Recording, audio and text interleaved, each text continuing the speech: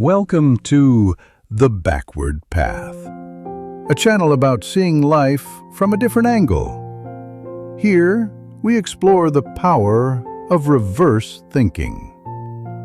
Choosing the road less traveled, questioning what everyone else takes for granted, and finding smarter, more meaningful ways to live.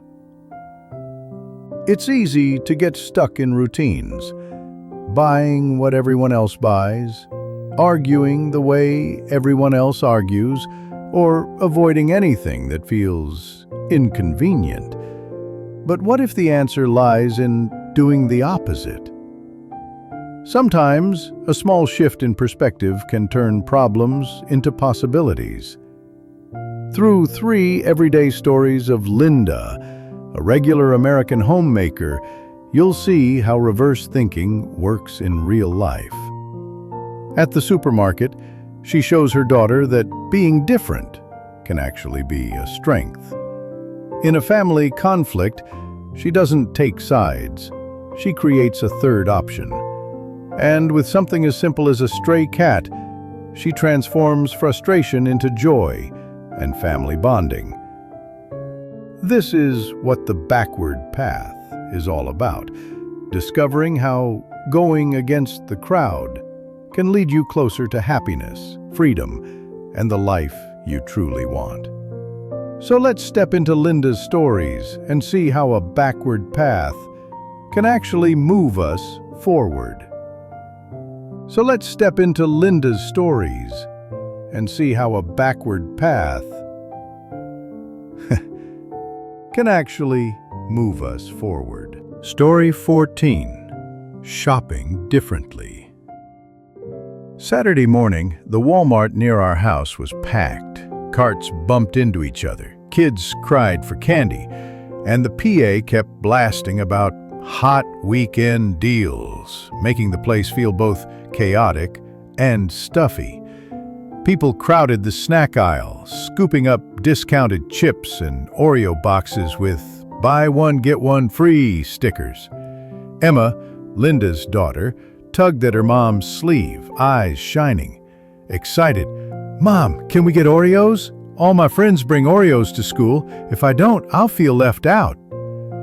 Linda glanced at the long line forming in front of the cookie section. Boxes of Oreos were being snatched up, some folks even arguing. One woman snapped, annoyed, "Hey, I grabbed that box first." The price wasn't even that great, just a promo label slapped on. Linda paused, then knelt down and asked, thoughtful, "Do you want to be like everyone else, or do you want something a little more special that nobody else has?" Emma frowned, confused. "But if I'm different, my friends might make fun of me." Linda squeezed her hand and whispered like sharing a secret. Or they might be curious and ask to try. Sometimes being different is what gets you noticed and remembered. Instead of following the crowd, Linda steered the cart toward the quiet produce section. She picked up whole rolled oats, fresh apples, and raw honey. Emma wrinkled her nose, annoyed. "Mom, who brings apples and oats to school? That doesn't even sound like a snack." Linda just smiled, happy. "Then we'll turn it into a real snack, a special cookie only our family has." That afternoon, the kitchen filled with the warm smell of baked apples and honey. Linda and Emma mixed dough, sliced apples, and spooned oats onto the tray. As the oven glowed, Emma hovered, half nervous, half skeptical. "I bet these cookies are going to be rock hard and terrible." Linda laughed and ruffled her hair. "Ha ha, wait and see. Sometimes you don't know until you try." The next day, Emma packed a few apple oat cookies in a container and took them to school.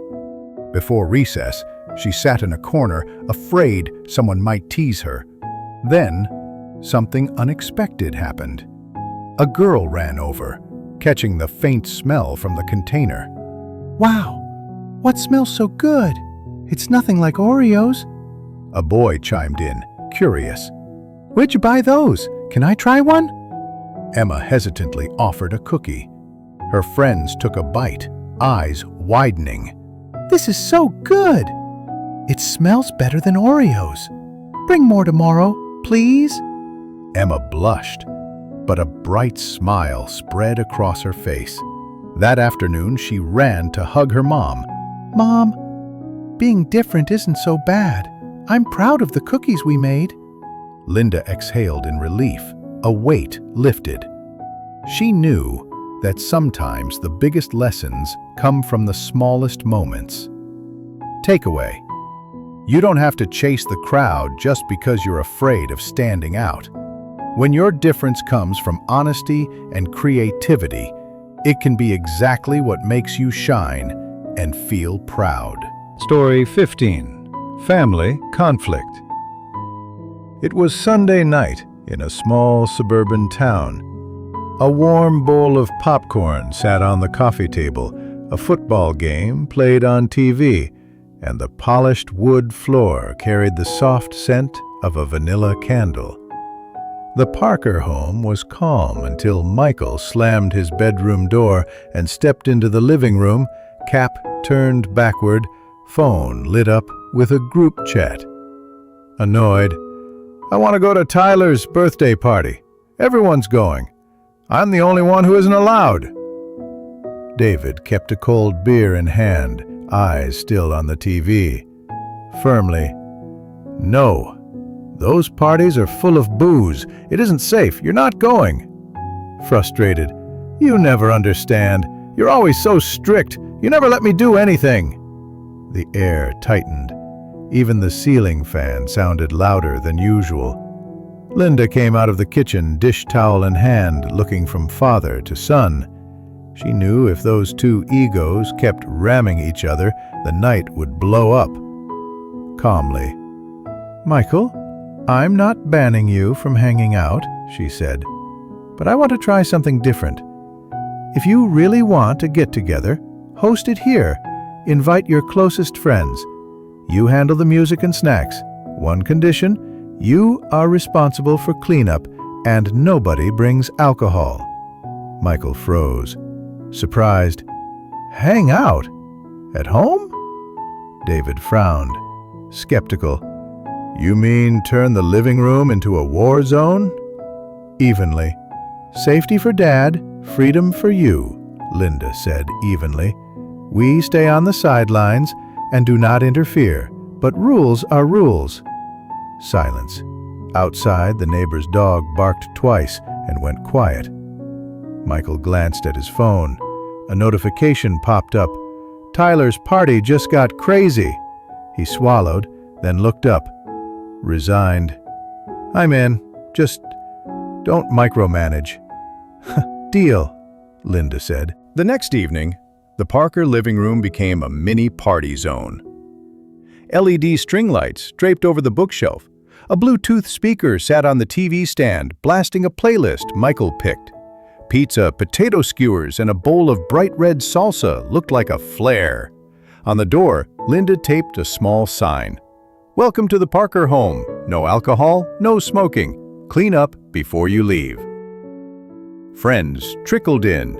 Hellos, sneakers squeaking on wood, soda tab snapping open. David sat at the kitchen counter, pretending to read the paper while watching the room in the oven's reflection. At the sink, Linda rinsed a few glasses, letting the running water hum like the house's steady heartbeat. 15 minutes later, the group found its rhythm. Tyler cracked jokes. Ava set up a tripod to film a routine for the cheer team. Michael juggled being host and classmate. He realized plugging in an extra power strip for the speaker was no big deal, and everyone acted more polite inside someone else's home. Then, the shock moment landed. The door swung open. An older kid in a black hoodie stepped in, arms wrapped around a brown paper bag. The room murmured. Everyone knew what a brown bag often means.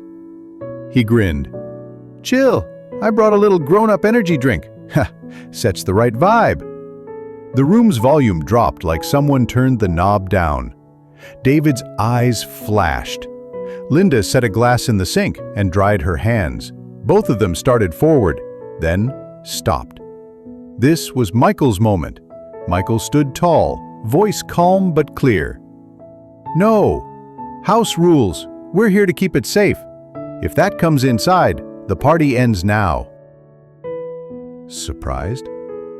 "You serious?" "Serious. Leave the bag on the porch and come in, or turn around. Your call." The room held its breath. Ava looked at Michael like she was seeing a new version of him.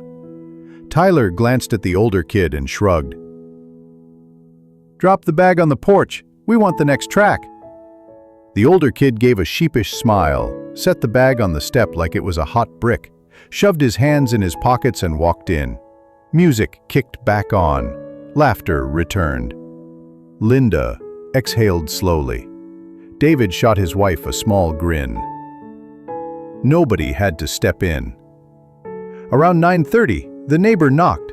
Mrs. Henderson, silver hair and a knit scarf, frowned. Annoyed. "The music is a little loud. I'm about to call the patrol." Michael hurried over. Apologetic. "I'm sorry. It's a party at my place. I'll turn it down now. Thank you for letting us know." Thoughtful. "Would you like to take some cookies home?" She blinked, surprised. She accepted the small box Linda slipped into her hand, peered past Michael at the kids, then nodded. Firmly. "Fine, keep it low." At 11, the music stopped. Michael clapped 3 times like a team captain.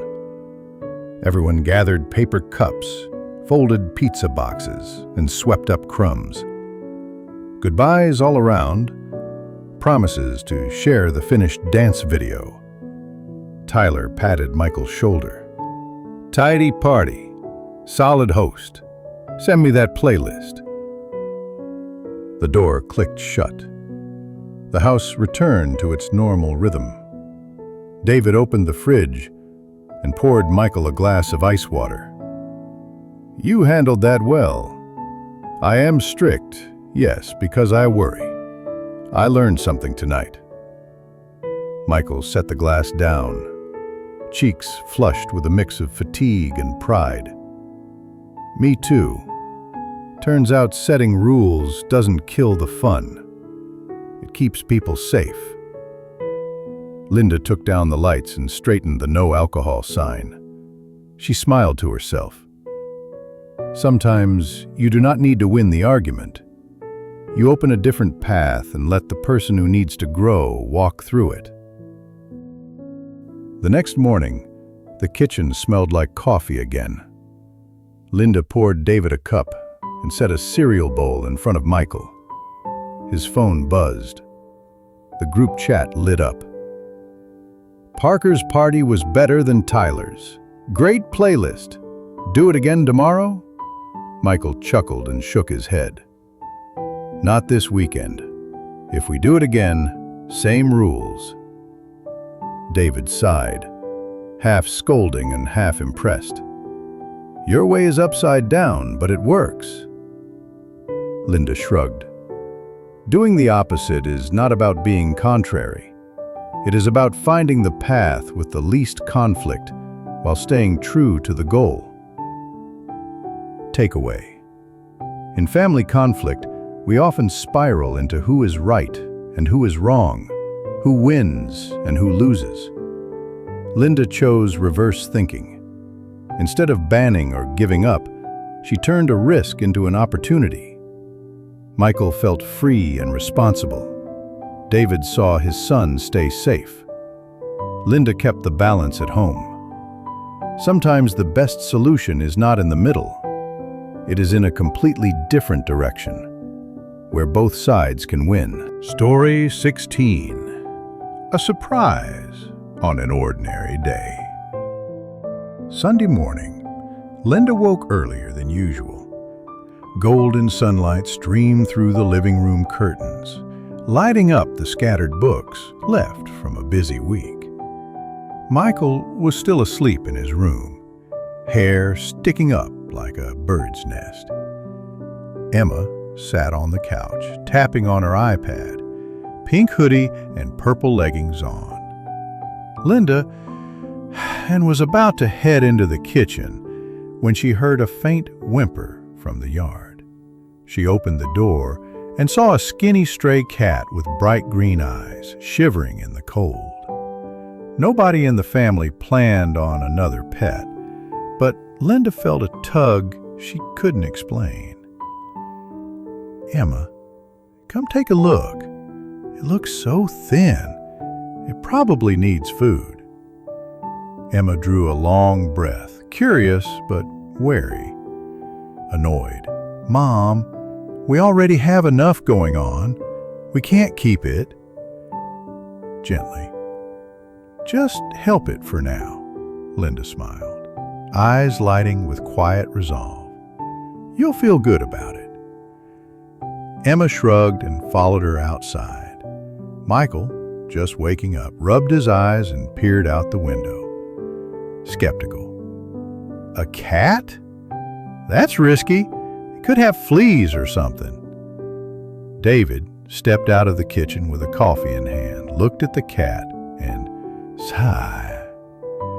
Exasperated, "We've got plenty of trouble with the two kids already. Why add a cat?" Linda stood in the yard looking at her family, the smile never fading. Thoughtful. Sometimes going against our so-called safe instincts leads to the best memories. No one has to do anything they don't want to, but if we all try, who knows what could happen? No one said another word, but all eyes were on the cat. Linda gently picked it up, warmth spreading through her hand. By noon, Linda decided to take the family to the nearby park to look for a safe temporary place for the cat. They passed kids playing basketball. A few flinched when they saw the cat, but Michael, usually tough and a little contrarian, held it gently. "Hey, it doesn't bite. It's just hungry and cold." Emma darted off to buy a small snack and brought it back for the cat. A mom at the park watched and blurted out, surprised, "Oh my, this family is unusual, but so sweet." David stood nearby, coffee cup in hand, unable to hide a smile. "You're flipping things around again," he said to Linda. "And it works. Again." The mood shifted. An ordinary Sunday turned into something heartfelt. The whole family took care of the cat together, shared the moment, and noticed the curious, admiring looks around them. Back home that afternoon, the cat got a quick bath and a warm meal. Michael and Emma watched it bat a ball of yarn across the rug. David sat on the sofa, taking it in, saying nothing. "See?" Linda said softly.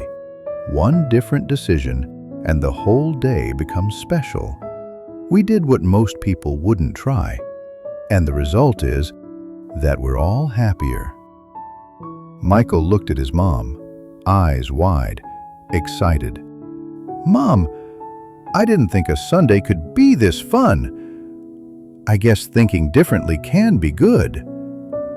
Emma winked at her, happy, and I liked having a little say in the plan. Today was great.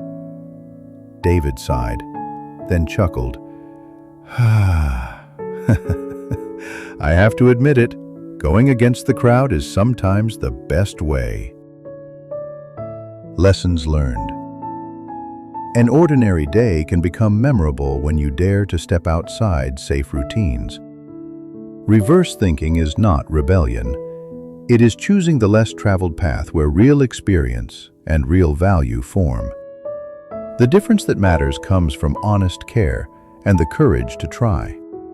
It can bring a family closer and create unexpected joy. Summary: a journey of change through reverse thinking.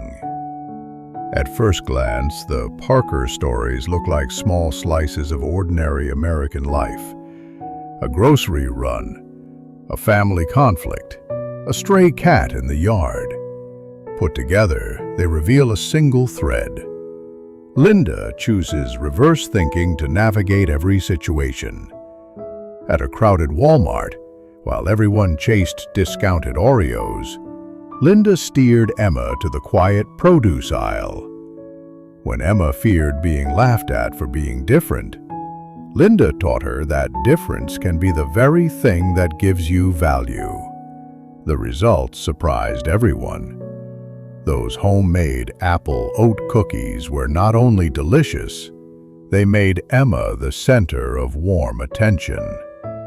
In a tense evening at home, David forbade Michael from a party because of alcohol. A fight was coming. Linda did not take sides. Instead of banning or caving, she offered a third way. Turn the living room into a party zone under clear rules. Michael felt free and responsible. David felt safe. The family stayed in harmony. With the ragged stray cat, David and Michael wanted to send it away. Instead of following that reflex, Linda opened the door and embraced the inconvenience. That inconvenience became a precious family experience. They bathed the cat, laughed together, and found themselves more connected. From 3 everyday moments, Linda shows that reverse thinking is not defiance. It is the art of finding another path where new possibilities live. If you only follow the crowd, you become the crowd. If you only forbid by instinct, you lose chances to understand. If you remove every inconvenience, you also remove the good surprises that come with it. Takeaway: reverse thinking is a key that can turn little moments into turning points. It turns fear into curiosity, tension into connection, and annoyances into warm memories. The Parkers, thanks to Linda, learned that if you want a life that is different and memorable, sometimes you simply choose the path no one else chooses.